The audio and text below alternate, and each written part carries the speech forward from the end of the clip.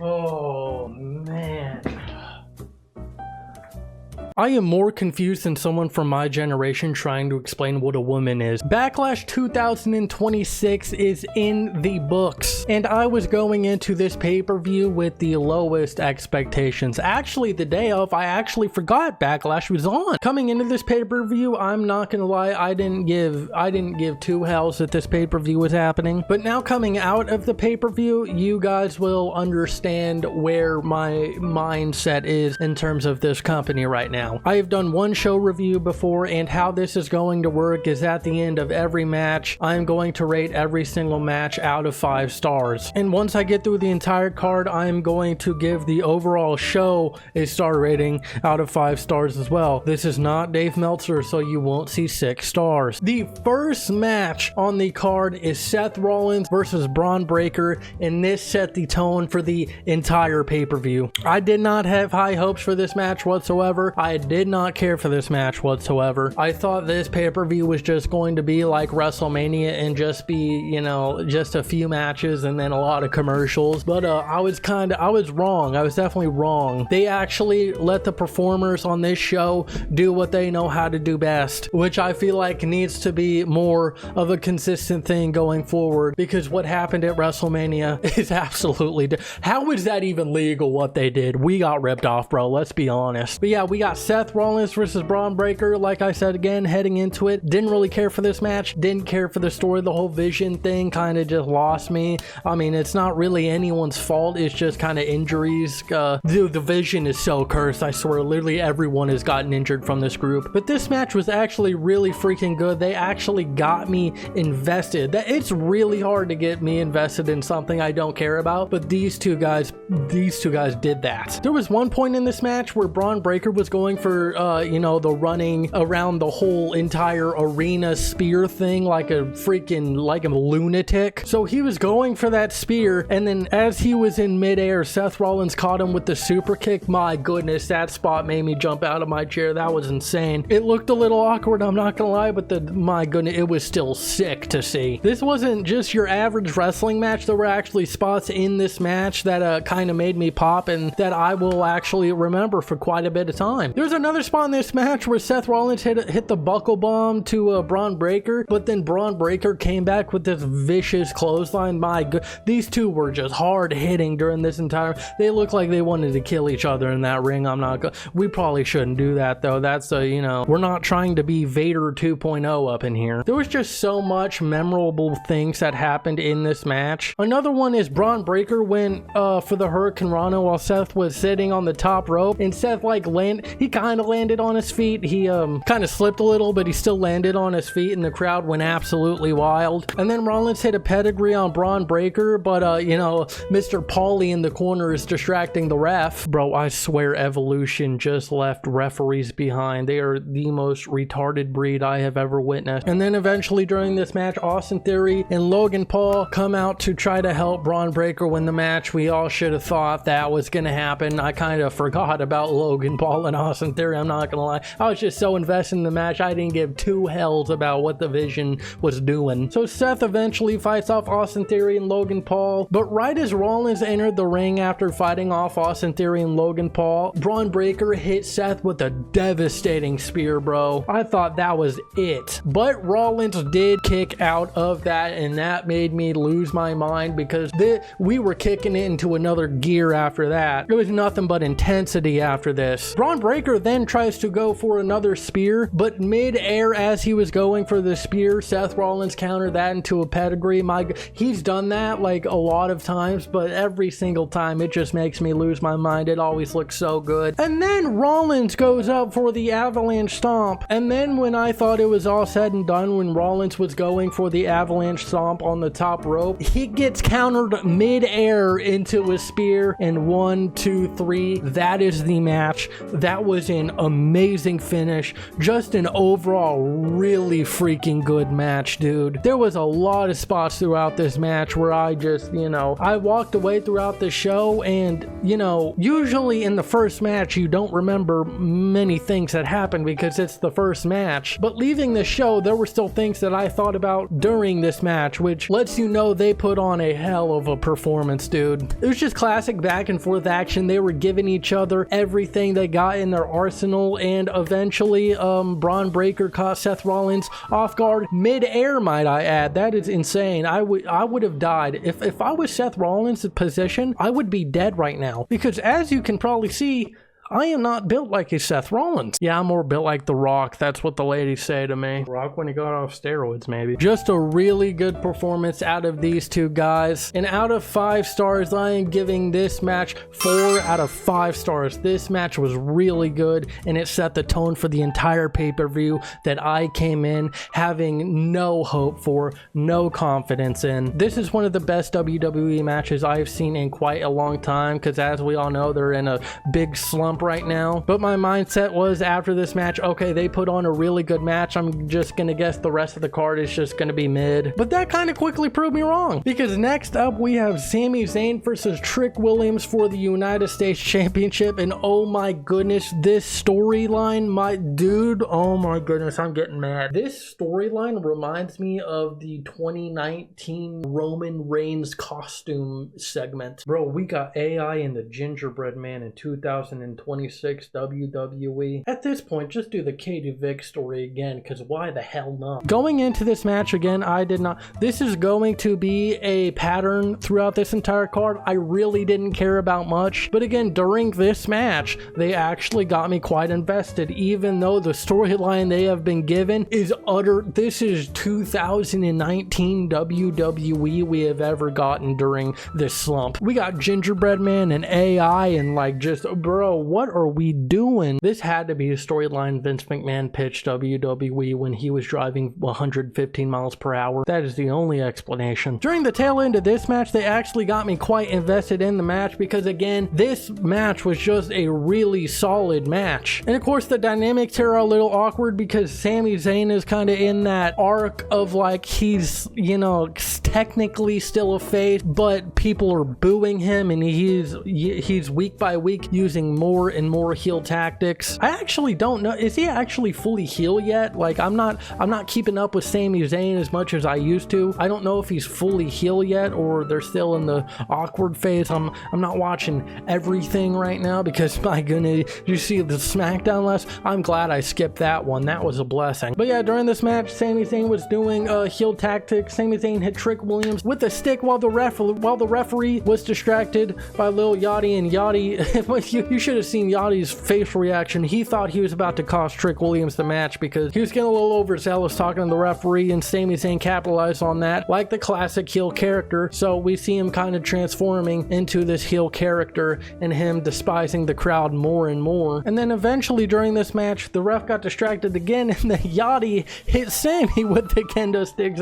There's payback right there. So there was this dynamic between Sami Zayn and Lil Yachty throughout this match, where they were just trying to get the upper hand on each other. There's more a match between them, but between Trick Williams and Sami Zayn, I swear, they were just trying to freaking kill each other out here. But yeah, eventually Sami Zayn ends up on the outside and actually attacks Lil Yachty, and he just freaking starts laying him in with the kendo stick, bro. My goodness. This is kind of the Sami Zayn that I hope they're building to, which is more vicious and just doesn't care about what anyone says. He's just going to do what he wants to do, and he's like, he just turns into a psycho, and he doesn't care how much he hurts anybody. He will just go to the lengths he needs to go to get the job done. I hope this is the Sami Zayn that we will get, because that will be awesome. And at one point during this match, Sami Zayn does hit a DDT on Trick Williams on the step. Again, throughout the card, we're kind of seeing these memorable moments. Even though we're 2 matches in, there's memorable moments throughout the match, where I'm going out of this show still remembering some of these moments. So that is really good, and I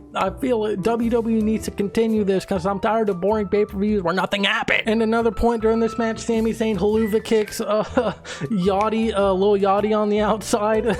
Dude, Yachty is getting way more of the beating than Trick Williams ever did throughout this match. I swear, Lil Yachty was just getting bullied in this match for no reason, bro. I swear. The energy Sami Zayn was putting into Lil Yachty, it backfired on him because eventually Trick Williams hit the trick shot on Sami Zayn. 1, 2, 3. That is the match. That was a very solid, entertaining match. After the first banger we had, this was a really solid match. Near the end, it picked up a lot and it intrigued me into something that I didn't care whatsoever for heading into this match. But just again, really solid match. Out of 5 stars, I'm rating this one 3 out of 5 stars. Just your classic solid match. Nothing really to complain about here. Just solid. And then we move into the next match. Oh my goodness, what do this is gonna get me canceled. We have The Miz and Kit Wilson versus Danhausen and a mystery partner, bro. Oh, I don't want to talk about this. I have so many mixed emotions about this, but we're just gonna roll along with it. One thing I do want to mention though, as much criticism as I give this company, they have done a really good job with Danhausen and his overall presentation, the way he's been acting in the company. He's going and showing up on ESPN and doing top 10 plays of the week, bro. His exposure is just insane. The crowd loves him. I love him, even though his debut was a little rough. He has really grown fast with people, and they have just done an excellent job with Danhausen. They have just really hit a home run with this character, I feel. So we get into this, but before we get into the match, we have to mention Danhausen's entrance, because this is where we find out who his mystery partner was. Danhausen had an entrance with a cloning machine in it. So Danhausen comes out and tries to pry the cloning machine open, and guess who pops out of it? It was not a surprise superstar like a lot of people were hoping. I feel like people set their expectations too high for that. I mean, it's a Danhausen match. We're not having The Rock and Danhausen. I'm sorry, buddy. But guess who pops out of this machine? It's Rey Mysterio. Oh, I'm sorry. It's a Lucha Midget Danhausen. The height threw me off. And I thought from here, as soon as that little guy came out, everything was going to just fall apart, and this was going to turn into a crap show. And you know what? I am not afraid to admit I was quickly proven wrong. I freaking loved everything about this. I don't care what you people have to say. I was sports entertained, dang it. This is what sports entertainment is. It's Danhausen and Lucha Midgets. So the bell rings and the Lucha Midget Danhausen actually starts the match. I don't know why that was the game plan, but he decided to start the match. As soon as the bell rings, Kit Wilson is looking at this dude very weirdly, and then just decides to punt the dude, bro, like a football. Dude, field goal good, bro. That was a crazy punt. After Kit Wilson punched the little Lucha Danhausen, little Danhausen actually pulls out some Lucha moves on Kit Wilson. He's doing Rey Mysterio, freaking Hurricane Ranas everywhere.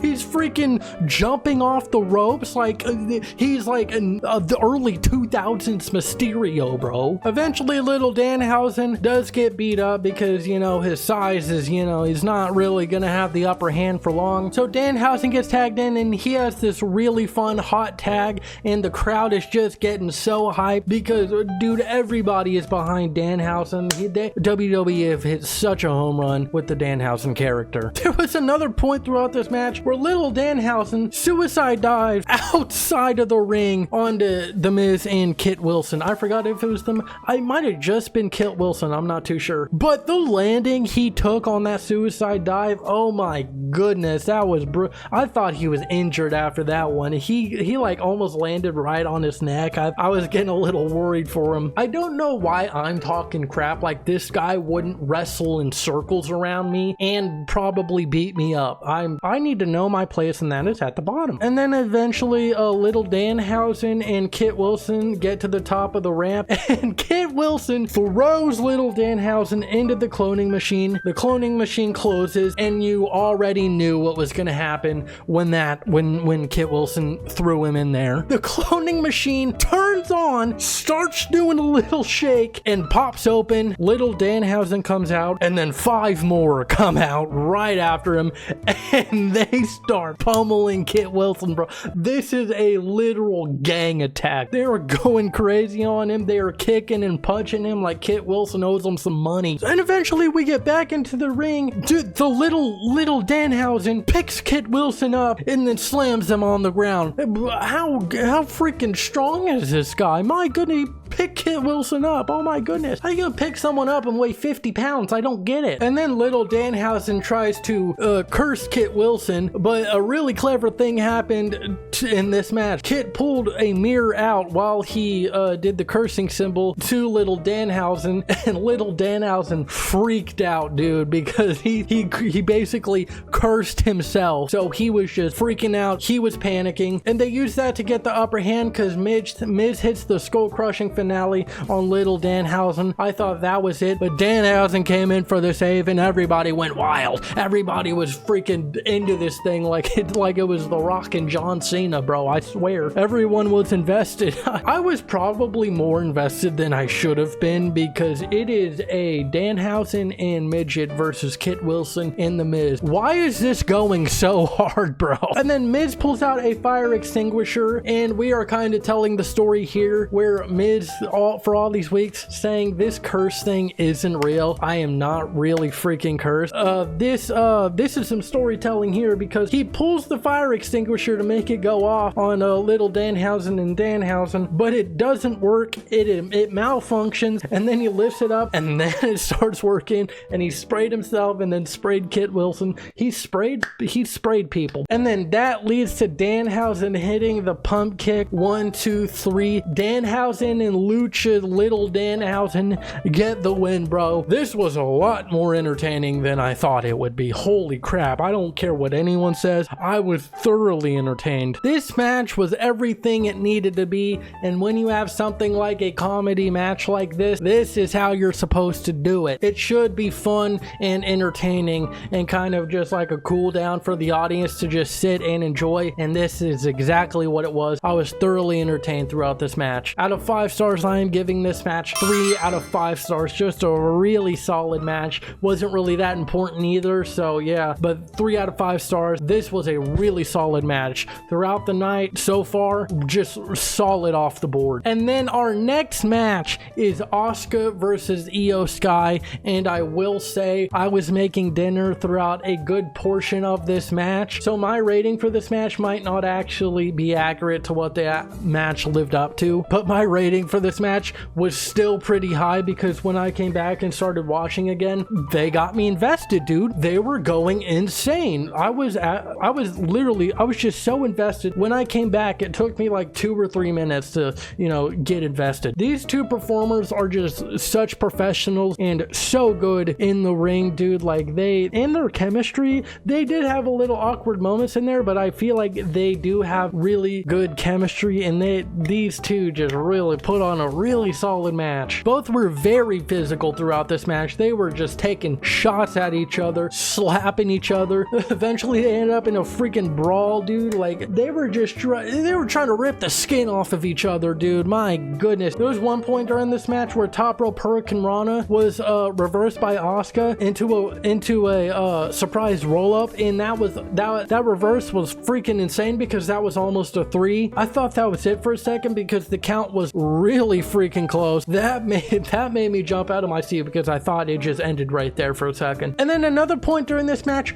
Asuka went for the miss, but Asuka can miss me at any point during any day, bro. I sound weird now, man. I can't put that in. At one point throughout the match, Asuka went for the miss that she always does to get the upper hand on her opponents, but this was literally perfect timing. I don't know how they timed this so well, but literally mid-air while the mist is coming out, Io Sky grabs like I think it was Wade Barrett's notepad and then holds it up as a shield to block the mist. It was like the perfect time. The mist was mid-air when she grabbed it, I swear. I thought they botched that for a second, but it was just such perfect timing that I thought the mist accidentally got through. Dude, that was crazy. That was just perfect timing, dude. That was such a clever way for Io Sky to get the upper hand in the match. And eventually they end up back in the ring, and Io Sky hits the moonsault on Asuka. 1, 2, 3. That is the end of the match. Again, I didn't get to view the entire match. The first part of the match I think I missed, but what I saw was freaking, they weren't slowing down. They were giving each other everything they got, and they quickly got me invested even though I didn't see a good portion of the match. That is how good these two performers are. And at the end of the match, Asuka and Io Sky embrace each other and they hug. So I don't know if that means Asuka is now face or if that was just a moment them two wanted to have in the ring. But Asuka, I'm not gonna lie, Asuka as a face is I feel like that's the path she needs to go, because this whole heel thing, just for me at least, isn't working. I feel like Asuka needs to go back into that era where she was just a dominant force and nobody could really beat her. I feel like the WWE women's division needs someone like that. I know Jade Cargill is kind of like on that path of like, oh, no one can beat me, I'm really hard to beat, but like an actual force like people really struggle to beat that has a prominent history in this company like Asuka, I feel like they need something like that in the company, and I hope they can like revert to something like that. I feel her aura might be a little too screwed right now for that to happen, but I feel like you can still just go back to that and people will accept it. I know I will, because I really miss that version of Asuka. But yeah, they hug at the end, they embrace each other. Asuka, you know, does like a bow to Io Sky, like, good job, you beat me, you were the better woman this night. This match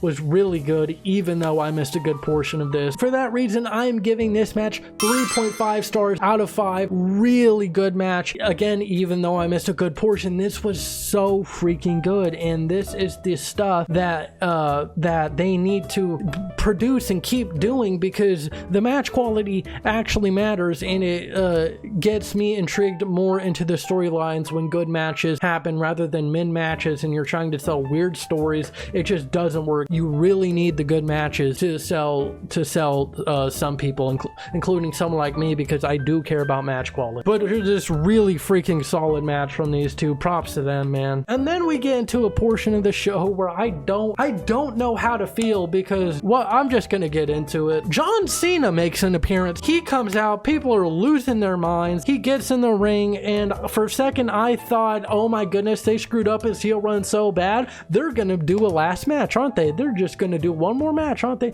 Nope, that's not what they're doing. And you know what? I don't even know if that would be a good idea, but the fans were like pleading Cena for one more match. I was really kind of hoping that was the announcement, but what he announced is actually very intriguing to me. I don't know how they're actually gonna do it, because the details they gave was very vague. I might make a separate video on this, but I'm still gonna go into detail of what happened. So instead of doing something like announcing attendance record or something like I thought he might have done, or announcing a last match, he actually announces something called the John Cena Classic, which I don't know if it's going to be a tournament or a thing with random matches or how this is going to work. The John Cena Classic sounds like it would be a tournament style thing, but that's just what he said. It just doesn't seem like that's the case. He says it's an entire event of WWE and NXT superstars getting a chance to I cannot read or type to save my life. What the hell what did I say here? He says the John Cena Classic will be an entire event of WWE and NXT superstars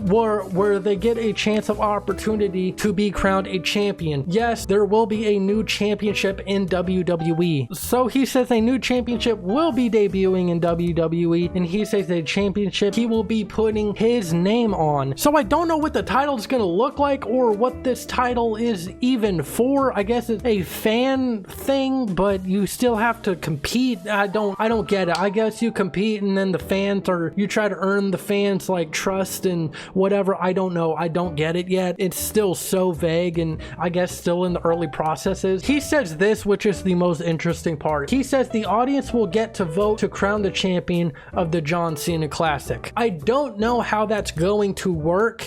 People are going to be in matchups, but if somebody loses, they can still, like if somebody goes like 0-7, right? They can still win the whole tournament. So that just makes me question, what's the point of having matches whatsoever? I don't get it. And then he goes on to say, it says for the first time in history, a superstar might not win a match, but they can win the vote to get crowned champion. That is very intriguing to me, and I'm so confused on how this will work. I don't know if it's going to be tournament style. Like, who even gets like to be voted on? Is it like anyone in the company? That would be insane. This reminds me of like a Cyber Sunday when fans got to vote for like matches and stuff. They need to bring that back, bro. That was insane. They need to bring that crap back. But I'm guessing it's like kind of like a knockoff Cyber Sunday where maybe fans aren't gonna get to vote for matches, but vote for their favorite superstars to get crowned champion even though they lose. How is any of this gonna work if the match result doesn't matter whatsoever? Cena says he wants this thing to be a thing that doesn't happen once but happens every year. So I'm guessing this is just a yearly thing that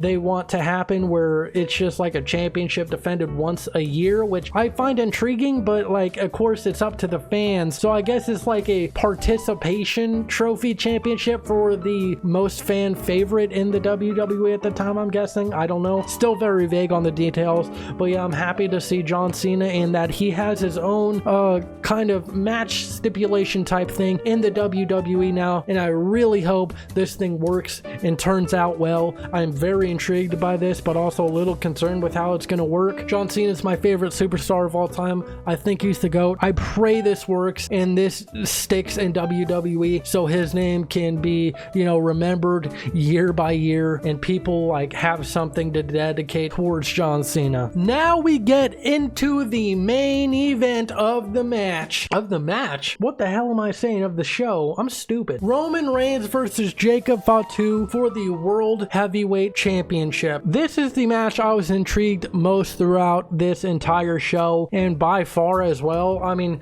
the story they've been telling, I've been intrigued in a bit. I feel like it's still a little bit just, you know, forced, since just randomly they got the bloodline back together. It wasn't like this natural progression that happened. It kind of suddenly happened. But this whole Jacob Fatu arc of trying to overcome Roman Reigns, who Jacob Fatu was acknowledging as the tribal chief when he entered the WWE. Now he's trying to dethrone the tribal chief to become the World Heavyweight Champion. I can't freaking speak anymore. I lose my hair and I can't freaking speak now. Is that a coincidence? I don't think so. One of the stories throughout this match is the Tongan Death Grip. They are building this move up for Jacob Fatu like it is a force to be reckoned with and something that Roman Reigns just does not want to deal with and just not be in a situation like that. And I'm really enjoying this because signature moves are kind of, you know, they're not as prevalent in WWE as they once were. Not really many people have signature finishers anymore. I don't think it's Jacob Fatu's finisher, but they're building it up to where if Jacob pulls out this move, it's basically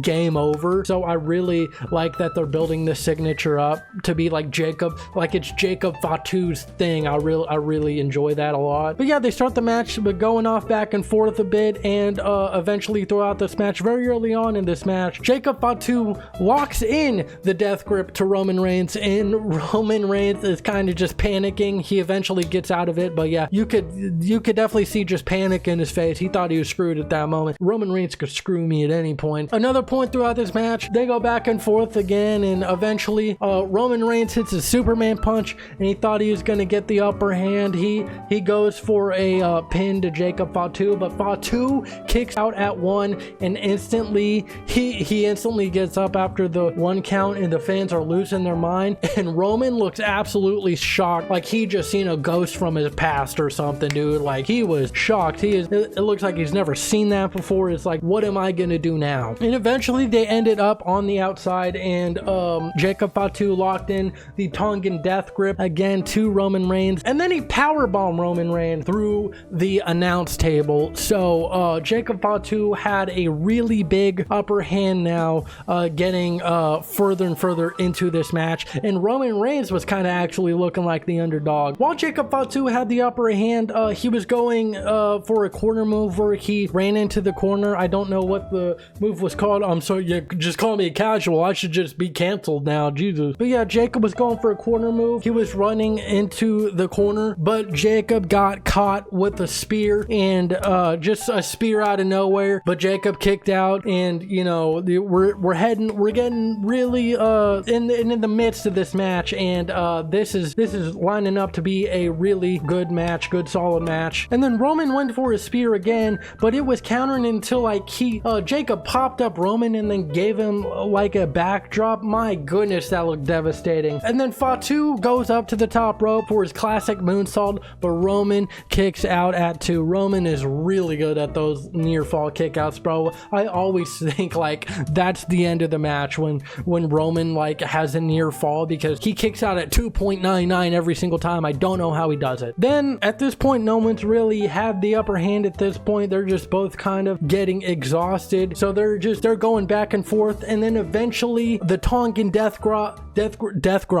Someone can grop me, bro. I don't even know what that means. The Tongan death grip was locked in for the 3rd time, I think, if I'm not mistaken, throughout this match to Roman Reigns. And this one Roman Reigns was oh my goodness. Roman Reigns was really struggling to get out of this one. His energy was just completely depleted, and it looks like he was fading, and McQueen is fading. It looked like Roman Reigns was fading and all hope was lost. But Roman eventually, you know, the ref does the thing where he drops the arm, but Roman like just kind of powered through. He got out of it and started fighting out of it, and eventually got out of it. So match not over yet, ladies and gentlemen. There was a really cool spot throughout this match where Fatu gives Roman Reigns a super kick, and then Roman Reigns kind of bounces off the rope, and then Roman gets lifted in the sky, and then Roman hits a freaking Superman punch, and then hits a spear. But that wasn't I thought that would have been the match, but Fatu kicks out. Like, this match is just going absolutely crazy at this point. No one has the upper hand anymore. They're just throwing everything they have at one another, just putting everything on the line. And then we're getting deeper in the match, and Fatu locks in the Tongan death grip once more, but Roman Reigns is close to the ropes, so he's reaching for the ropes and actually takes the turnbuckle off of one of the corners, and then he slams Fatu's head into the exposed turnbuckle and then spears Jacob Fatu. 1, 2, 3. That is the win. Roman Reigns nearly escapes Jacob Fatu and had to use an exposed turnbuckle to get the win. By the way, I don't know how he wasn't disqualified for using that. Literally, the ref saw it, but it's wrestling, bro. I'm done complaining about stuff like that. Nothing makes sense anymore, let's be honest. So Roman Reigns wins the match, and we thought we were going to go off the show with Roman Reigns standing tall, narrowly escaping an opponent once again, like he always does. But Jacob Fatu is livid, and after the match, he locks in Roman Reigns with the Tongan death grip. Like I said, they are building this move up to be Jacob Fatu's, like, if this is locked in, you are screwed, and I really like that. He just keeps locking in this Tongan death grip,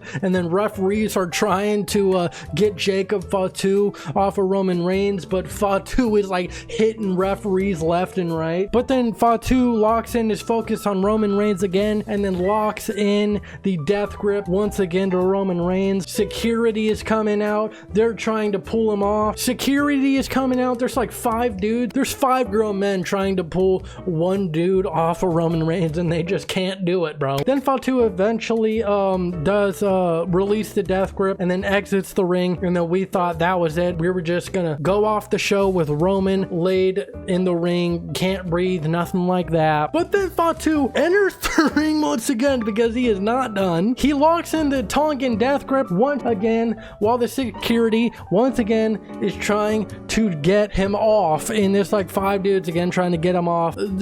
Jacob Fatu is livid. He is not letting this go. He wants to literally kill Roman Reigns in that ring. He doesn't care if he's bloodline. He is freaking, he wants to murder that dude. And then the closing shot is Fatu standing over Roman Reigns and holds the World Heavyweight Championship. And then we close out the show. That is a really good ending for the show, and they have got me intrigued with what they are going to do with Jacob Fatu after this and what Roman Reigns' response will be to what happened post-match, because these dynamics now are getting pretty interesting. So I hope that they deliver with something of quality after this happened and some good stories, because that's all we can really ask for at this point with the current state of this product. Out of 5 stars, I rate this match 3.5 stars out of 5 stars. That seems a little low, but I just think there were just kind of moments throughout this match. It just felt a little bit sluggish, and I feel like the ending was kind of just sudden. I feel like they were gonna kick into another gear, but then it just ended suddenly when Roman Reigns hit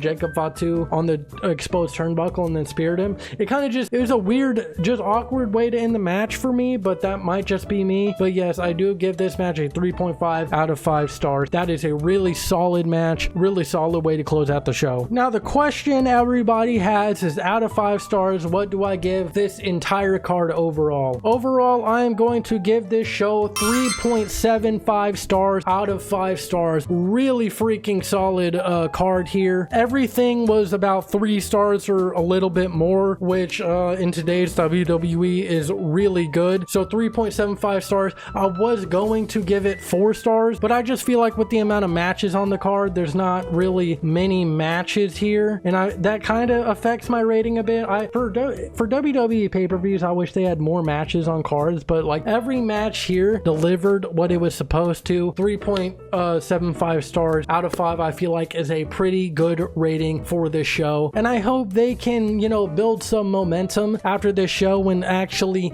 do something after this pay-per-view worth of note, because it seems like every time they have like a decent show, after it they just don't do anything with that momentum whatsoever. Even if it's a tiny bit of momentum, they just don't do much with it. So yeah, I'm really hoping we get some quality TV after this, but I'm not gonna, you know, raise my hopes and expectations because I've seen this story a million times. But yeah, please tell me your guys' opinion on the show down in the comments below. Tell me what you agree with, what you don't agree with. If you think I'm stupid for the ratings I gave this show, just go ahead and say that. Yeah, just go and freaking leave in the comments how I'm freaking stupid in the comments. Just don't even care about my feelings. But yeah, I would love you guys to tell me what you guys thought of the show and your experience with this show, and also tell me what types of other videos you would like me to make on this channel. I would really love to know and get some ideas. But thank you guys so much for watching. God bless, and I'm out.